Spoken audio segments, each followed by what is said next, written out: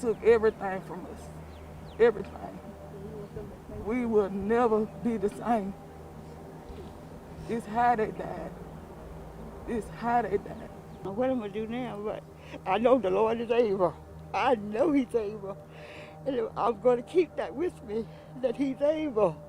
On the evening of February 17th, 2021, a horrifying scene unfolded inside a small home at 2501 Dr. Thomas Avenue in Mobile, Alabama. Firefighters rushed to the neighborhood after reports of gunfire and explosions. But what they found inside was far worse than anyone imagined. Tony and Layla Lewis, an elderly couple known for their kindness and faith, were found dead inside their burning home. Tony had been shot multiple times, and investigators believed the gunfire had ignited oxygen tanks, triggering the explosion that destroyed the house.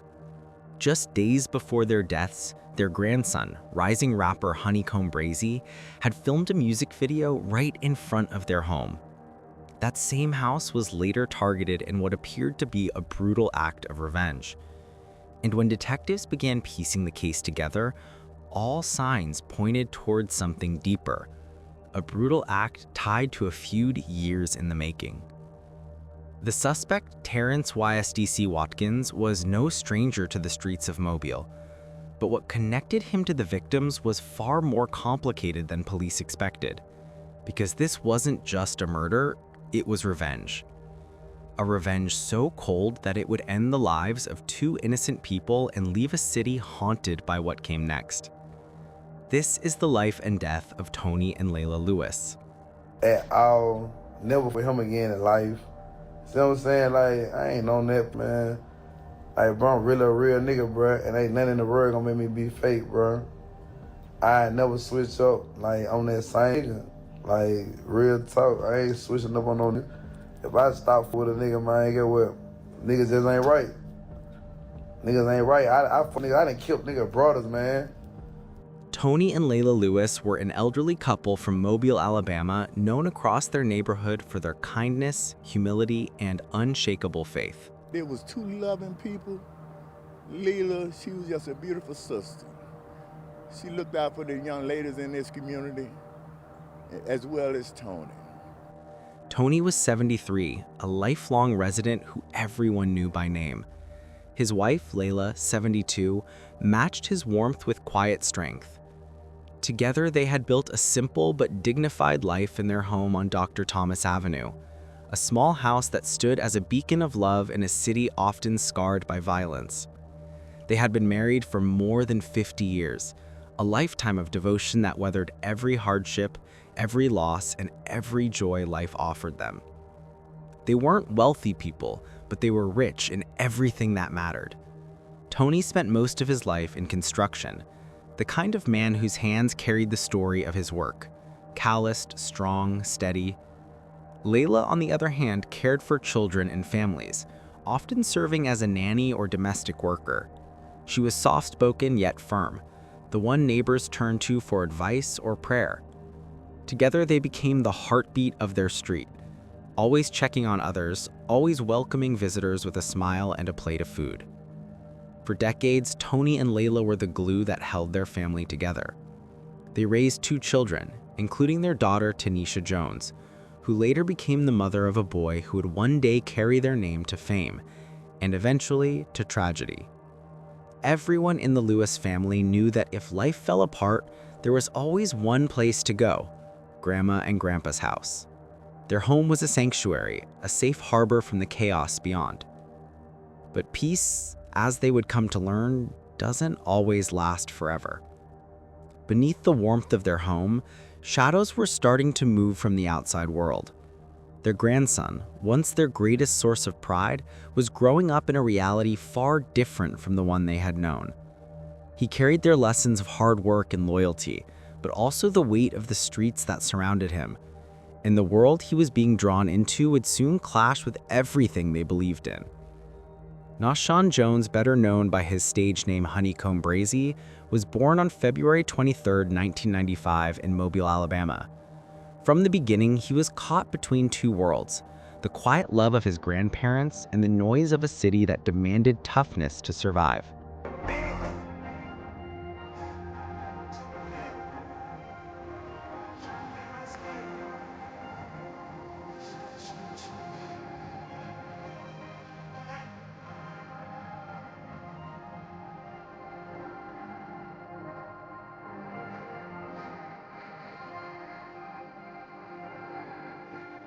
His mother, Tanisha, was loving but overworked, doing her best to raise her children while navigating the struggles of single parenthood.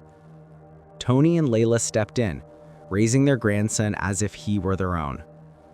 In school, Nashan showed promise. Teachers described him as quiet but perceptive, a boy who preferred to observe rather than speak, whose creativity stood out even at a young age.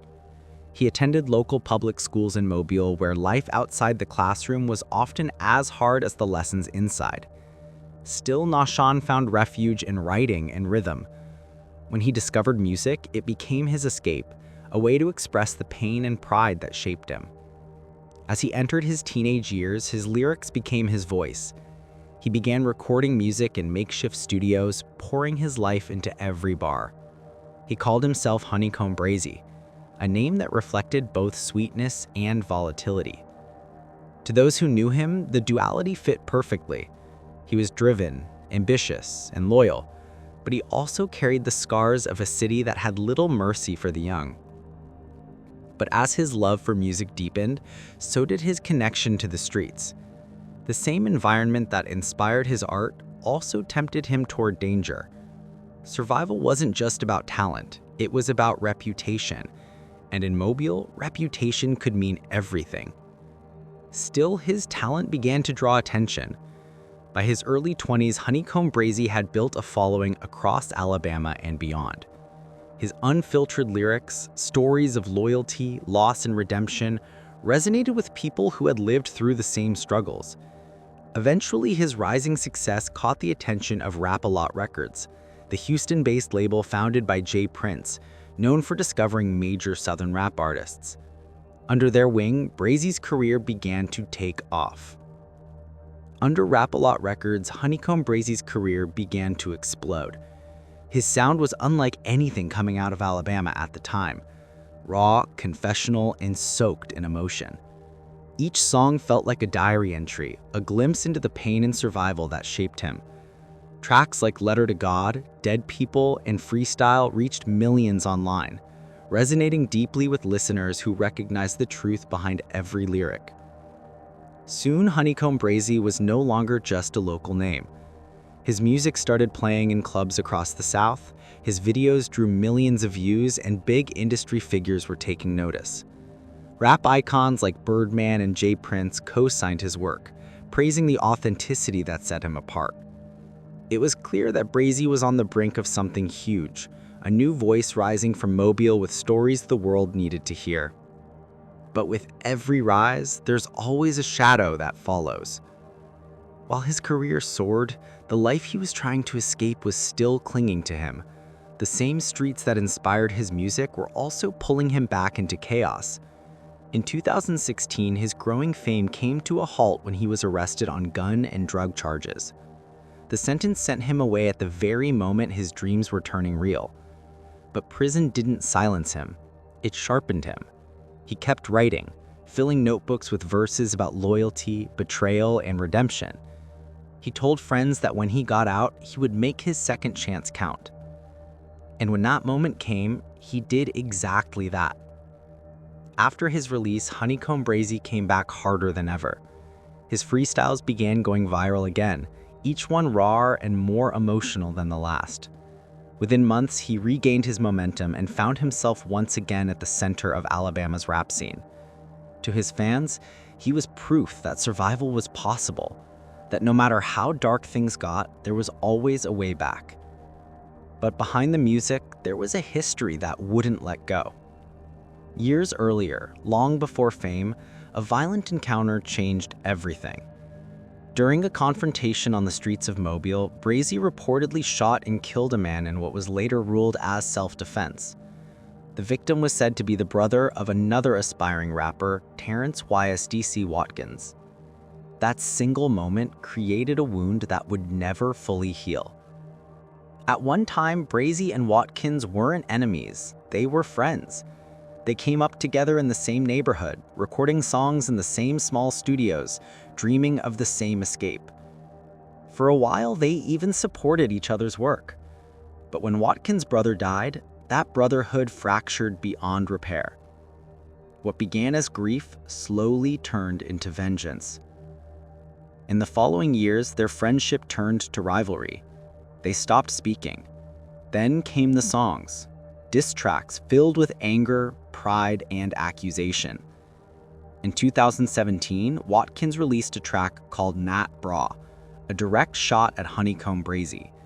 But it wasn't the words that shocked people. It was the location.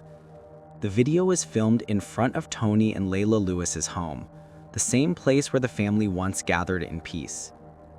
To outsiders, it looked like another rap beef, but to those close to the family, it felt like a warning. As the years passed, the tension only grew. Social media became a battlefield, with both sides trading shots and captions and live videos. People in Mobile whispered that the situation had gone too far. The once friendly rivalry had allegedly become something far more dangerous, something personal. And meanwhile, Brazy was trying to focus on his music. He released back-to-back projects that topped regional charts, earning hundreds of thousands of new fans. His storytelling, honest, painful, and deeply human, set him apart from the wave of new Southern rappers. He wasn't just rapping about the streets, he was rapping about survival, loss, and the longing for redemption. But every success seemed to come with a new consequence. Around this time, shootings began to happen near his family's homes. His mother's house was allegedly targeted multiple times, 4 separate incidents that left bullet holes in the walls and fear in her heart. Neighbors started saying that someone was trying to get to her son through her. Why do they keep targeting you? I don't, because they want my son not shunned. She eventually moved away, but the message was clear. The danger wasn't gone. Still, Brazy refused to stop living his dream. He kept performing, recording, and speaking about his desire to make it out of Mobile for good. In interviews and songs, he mentioned how much he owed to his grandparents, Tony and Layla, the people who had raised him, fed him, and kept him grounded when life spun out of control. But in another part of Mobile, plans of revenge were allegedly taking shape. By 2020, Terrence Watkins' life had taken a dark turn. He was said to be deeply involved in a major narcotics ring that stretched across Alabama, a $24 million operation allegedly led by his uncle, Darren Southall. Watkins reportedly served as one of the key distributors, running trap houses and overseeing street-level activity. To those around him, he was no longer just a rapper. He was a man with connections, money, and influence. And when his brother's death came up, so did his anger. People close to the situation claimed that Watkins never forgave Brazy. He saw him as the source of his family's pain. As his criminal ties deepened, he was allegedly overheard saying he wanted to hurt him where it hurts most. Those words would later take on a devastating meaning. Meanwhile, Brazy's music was hitting new heights. He dropped Letter to God, a heartfelt track filmed in front of his grandparents' home, reflecting on everything he had lost and everything he still hoped for. The song went viral, amassing over 2 million views in just weeks. Fans saw it as one of his most emotional pieces yet. To Brazy, it was a tribute. To others, it was a risk, bringing attention to a place that had already been marked. The feud was no longer just about pride, it was personal and dangerous. As the new year approached, rumors began spreading that Watkins and several others were plotting something. People whispered that a hit was being discussed, that lines had been crossed too many times to turn back. Whether those stories were real or exaggerated, one thing was clear: tension in Mobile was at its breaking point. Tony and Layla knew their grandson was living a complicated life, but they loved him unconditionally. To them, he was still the same little boy who used to run through their yard, not the rapper with millions of views or the man caught in feuds they couldn't understand. They prayed for his safety every night. What they didn't know was that the danger wasn't aimed at him anymore. It was heading toward them. On the evening of February 17, 2021, everything changed. At 2501 Dr. Thomas Avenue in Mobile, Alabama, gunfire shattered the quiet neighborhood just before nightfall. Within moments, the sound of explosions followed. Flames erupted from the home of Tony and Layla Lewis, spreading fast and swallowing the small house where they had lived for more than 50 years. But what firefighters discovered inside would reveal something far darker than an accident. When they managed to enter the burning home, they found Tony and Layla lifeless. Tony had been shot multiple times, and investigators believe the bullets ignited oxygen tanks inside the house, causing the explosion that tore it apart. What was once a safe family home was now the scene of a deliberate attack. At first, investigators weren't sure what they were dealing with. Some thought it might have been a robbery, others an electrical fire. But as they began piecing together evidence, one detail immediately stood out. The gunfire came first, not the flames. That realization changed everything. Detectives now suspected that the fire had been set to cover up the shooting. This wasn't a random break-in or accident, it was intentional. And when they began asking who might have wanted to harm the couple, a single name came up, again and again. It was their grandson, Honeycomb Brazy. But the investigators didn't believe Brazy had targeted his grandparents. Instead, they began to wonder if he was the reason someone else had. As detectives dug deeper, they discovered a pattern of violence surrounding the rapper's life. Multiple shootings had been reported at homes connected to his family. His mother's residence in particular had allegedly been targeted several times in the months before the tragedy. Each attack had one message behind it: revenge. And it wasn't long until the police connected it all to someone who had long been at odds with the Lewis family's grandson, Terrence YSDC Watkins. But there was more to Watkins than just a rap rivalry. When police examined his background, they found that Watkins was allegedly connected to a massive drug operation run by his uncle, Darren Southall, who was already serving decades in federal prison. Watkins reportedly helped manage parts of the drug network across Mobile, overseeing distribution points and coordinating with street-level associates. Why do they keep targeting you? I don't. Because they want my son not shunned. This made him not only dangerous, but also deeply connected. Still, detectives needed proof. As they gathered phone records and surveillance data, they began to notice patterns. Calls made in the hours before and after the murders, numbers tied to known associates, and vehicles that seemed to appear in the same area that night. The more they searched, the clearer it became that this was not a random act. But the biggest breakthrough came from inside the criminal circle itself. During a separate federal investigation, one of Watkins' associates, Jamarcus Project Baby Chambers, began cooperating with authorities. Facing a long prison sentence for his own crimes, Chambers revealed information about the murders on Dr. Thomas Avenue. His testimony gave investigators what they needed: a timeline, a motive, and the names of those involved. It was only after hearing his account that the full story began to emerge. Chambers explained that the attack had been planned. The suspects had allegedly purchased a vehicle in cash, used burner phones to communicate, and traveled to the Lewis residence with a clear goal in mind. Cell tower data later placed their phones near the home around the time of the shooting. Moments after gunfire erupted, the phones went dark. When police traced those same numbers, they led straight back to Watkins and two others, Patrick Lewis and Chambers himself. But there was still one missing piece: who had ordered the attack? Investigators soon linked the chain of communication to Southall, Watkins' uncle.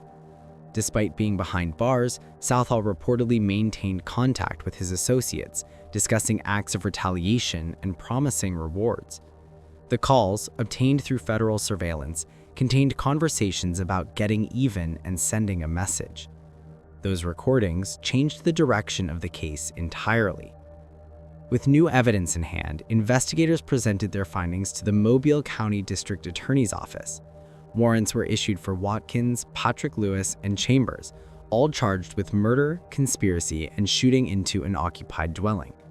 Watkins, already serving time on federal drug charges, was now facing new indictments tied directly to the deaths of Tony and Layla Lewis. But the most shocking detail was what prosecutors revealed next. According to the investigation, the suspects hadn't just planned to harm the couple. They had allegedly intended to destroy the entire home. The explosion, they believed, was not an accident, but a deliberate part of the plan to erase evidence and send a violent warning to Brazy himself. It was a revelation that horrified the city. The case quickly gained national attention, not only for its brutality, but for the heartbreaking reality that two innocent people had been caught in a feud they had nothing to do with. Local leaders called for justice, and the community held vigils in honor of the Lewises. Meanwhile, Honeycomb Brazy publicly mourned the loss of his grandparents. In one emotional post, he reflected on how they had raised him, supported his dreams, and always believed he could do better. Just days before their deaths, he had filmed his music video Letter to God in front of their home, a tribute that, in hindsight, felt like a goodbye he never knew he was making. But justice would not come easily, and the battle was far from over. Even with the arrests, court delays and overlapping federal cases slowed the process. Watkins remained behind bars, awaiting trial for both the drug conspiracy and the murder charges. Patrick Lewis also faced multiple counts tied to the attack, while Chambers, who cooperated with authorities, received a reduced sentence of 5 years. Southall, already serving 35 years for drug trafficking, was later linked to the case through communication logs, though additional charges were handled through federal proceedings. By 2024, the investigation had reached a point of closure, but not peace. The key suspects remained incarcerated, yet none had been convicted specifically for the murders of Tony and Layla Lewis. For the family, that meant living with the weight of knowing justice was still incomplete. For Mobile, the tragedy became a painful lesson. It showed how easily a cycle of revenge could destroy not only lives, but generations. And for Honeycomb Brazy, the loss became an unhealed wound. No matter how far his music reached or how many fans supported him, everything always came back to that night. The night when two people who represented love and stability became the victims of a war they never asked to be a part of. The news of Tony and Layla's deaths spread quickly across Mobile, shocking neighbors who had long known them as kind, faithful, and generous. Within hours, 2501 Dr. Thomas Avenue became a site of mourning. Flowers and candles lined the fence as residents gathered in silence, struggling to understand how such a tragedy could strike two people who had never hurt anyone. Across social media, Honeycomb Brazy's fans joined in grief, sending prayers and messages of support as the community demanded justice. 10 days later, on February 27, 2021, their homegoing service was held at St. John Deliverance Temple on 2621 Ralston Road in Mobile.